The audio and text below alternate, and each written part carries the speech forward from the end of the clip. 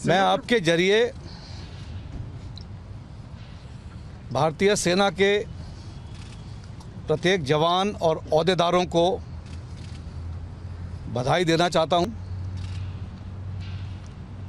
उनका धन्यवाद करता हूं, क्योंकि पिछले 3 सालों में जिस तरह से उन सभी ने मिलकर मुझको सहयोग दिया, उन्हीं के सहयोग के कारण मैं सफलतापूर्वक अपना कार्यकाल करने में सफल हुआ। आपके जरिए मैं उन सभी को, उनके परिवार वालों को, हमारे वीर नारी वीर माताएं, हमारे वेटरन्स के परिवार वाले, हमारे साथ डिफेंस सिविलियन जो साथ तैनात रहते हैं, सब ने जिस तरह से एकजुट होकर कार्रवाई की है, वो सब बधाईबद्ध हैं। और इस अवसर में उनको नववर्ष की शुभकामनाएं भी देना चाहता हूं। मैं आपको ये कहना चाहता हूं कि भारतीय सेना में चीफ ऑफ आर्मी स्टाफ एक सिर्फ ओहदा है। चीफ ऑफ आर्मी स्टाफ केवल अकेला काम नहीं करता, उसको काम करने में, अपना कर्तव्य पालन करने में सहयोग मिलता है उसके जवानों द्वारा। ओहदेदार चाहे वो जिस रैंक पर तैनात हों, उन सभी के सहयोग के द्वारा, जिस टीम वर्क से भारतीय सेना काम करती है, तभी हमें सफलता मिलती है। बिपिन रावत केवल एक नाम है। बिपिन रावत का ओहदा तब बढ़ जाता है जब वो चीफ ऑफ आर्मी स्टाफ कहलाता है, और चीफ ऑफ आर्मी स्टाफ वो तभी कहलाता है जब उसके साथ सारी टीम मिलकर काम करती है। वो chief of army staff Indian army का होता है, और इंडियन आर्मी केवल चीफ ऑफ आर्मी स्टाफ से नहीं बनती। जितने भी हमारे जवान हैं, हमारे ओहदेदार हैं, वो सब मिलकर इंडियन आर्मी कहलाते हैं। और जब Bipin Rawat chief of Indian army बनता है, तो इन सब को शामिल होकर अपनी कार्रवाई करता है, और उनके सहयोग द्वारा ही हमें सफलता प्राप्त होती है। अकेला कोई आदमी कुछ नहीं हासिल कर सकता।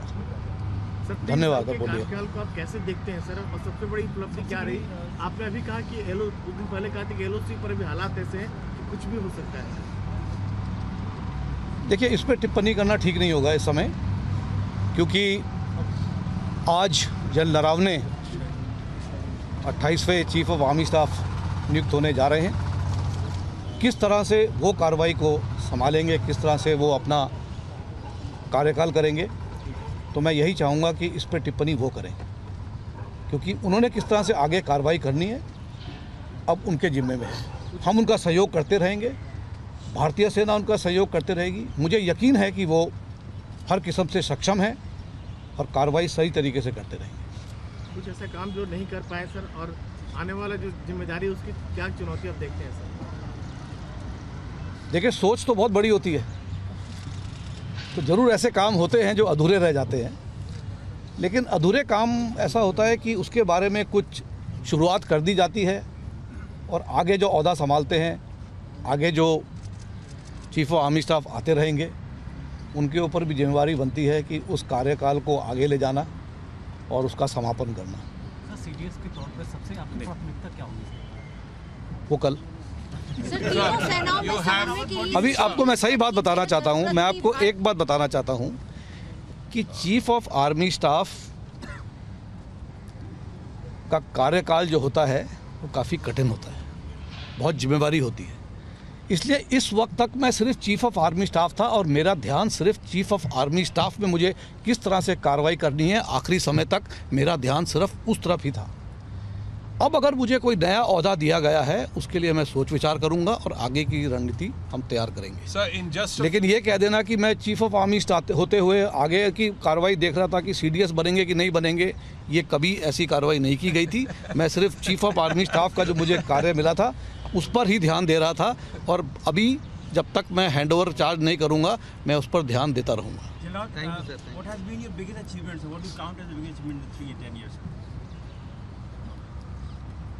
बिगेस्ट अचीवमेंट्स मैं यही कहूँगा जैसे बाकी लोग की अचीवमेंट्स रही हैं, पहले वाले जो हमारे चीफ रहे हैं सभी ने कुछ ना कुछ अचीवमेंट करी है, उसी तरह हमने भी कुछ अचीव किया है। हाँ, मेरी अचीवमेंट ये थी कि मेरे ऊपर ये मेरा ध्यान ये था कि हम लोग क्या आर्मी का रिस्ट्रक्चरिंग, वेपन सिस्टम का मॉडर्नाइजेशंस और जिस तरह से नॉन कॉन्टैक्ट वॉरफेयर की बातें होती हैं इस तरफ हमारा ध्यान जाए, तो इस पर मेरी कोशिश रही। और किस हद तक हम सफल हो पाए हैं इस पे तो टिप्पणी आप ही लोग कर सकते हैं, क्योंकि बाहर से तो आप लोग ने देखा है, हमें तो अंदर से सब ठीक लगता है, लेकिन बाहर से जो आदमी देखता है उसको सच्चाई का पता होता है।